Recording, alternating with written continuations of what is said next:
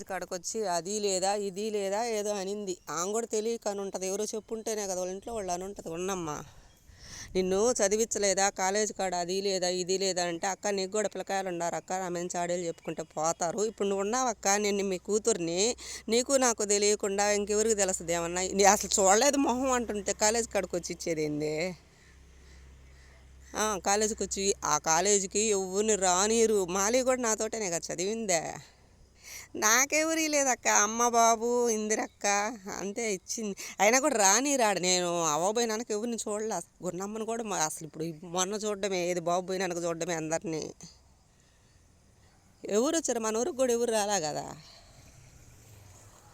అందరినీ నేను 4వ క్లాసులు అటు చూసినానుక బాబు పోయినాక చూడడమే. ఆ పెళ్ళప్పుడు కూడా ఈదుల్లో వచ్చి గలబా చేసిపోయారు కానీ నన్ను ఎవరు గలబలా వచ్చి, నేను ఎవరిని చూడలా. అప్పుడన్నా ఆమెని అదొక్కట పట్టుకున్నారు. అసలు చెప్పండి, పిల్లకాయలని నాకేమో అవసరం అక్క, పిల్లకాయలని అనేదాన్ని ప్రసన్న నాకు ఎంత చేసాను నేను టీటీసీ కేపించి. అసలు నాకేం పని బిడ్డలతో? మేము 24 గంటల పిల్లకాయలతో బతికేవాళ్ళం, మాకేం పని పిల్లకాయలతో? మనకు ఆమె నీకు డబ్బులు ఇచ్చి లేదా చదివి ఆమె కూడా తెలియక అని ఉంటుంది అక్క. అంటే వాళ్ళు ఊహించుకుంటారు కదా కొన్ని, లేకపోతే ఎవరైనా చెప్పుంటారు కదా నేను ఇచ్చాను అట్టా చెప్పారేమో ఎవరన్నా. వెంకటేశ్వర స్వామి మీద ఒట్టు ఎవరు మా బాబు వాళ్ళు తప్పక ఎవరు వచ్చింది లేదు కాలేజీ కాడ. గంపల మొలకాయ వస్తే కూడా గేట్ కాడ ఇచ్చిపోయాడు ఒక అప్లికేషన్ ఫారము, దాంతో ఒక 10 రూపాయలు కూడా. వాచ్మెన్ ఉంటాడు ఏంది, క్రిస్టియన్ ఆయన ఒక ఆయన. అసలు నాకెందుకు అక్క డబ్బులు, మాకేం ఖర్చు అవ్వాలి, అందరం ఫ్రీగా చదివింది మేము. సర్లే తీసుకోనుండి అసలు చూడలేదో అంటుంటే తీసుకునేది ఏంది? నేను 8 సంవత్సరాలు, నా వయసు 8 సంవత్సరాల తర్వాత మొన్న బాబు పోయినాక చూడడమే అందరినీ. వీళ్ళు ఎంత చేస్తే కూడా పెళ్ళిలో కూడా వీళ్ళు ఎవరిని చూడలే నేను.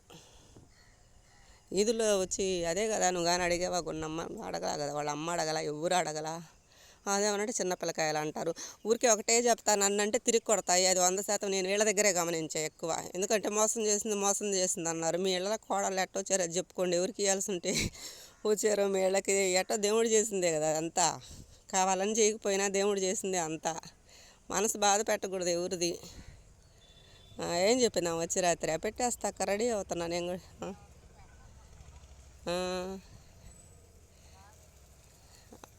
ఏంది జీవితాలే పోయినా ఏడ ఇంకా ఏమన్నా ఉండేది ఏంది? కొరవ ఉంటుంది, ఇంకుంటుంది కొరవ.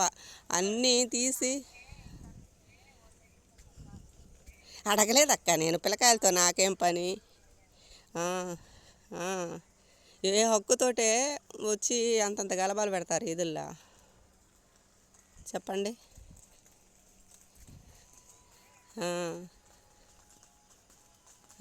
ఏ మాటకు ఆ మాట బాగా చెప్పేస్తారు వాళ్ళు.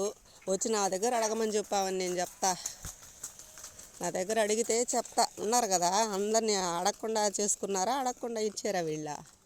అది కూడా బాగా చాడీలట్టు చెప్తారక్క.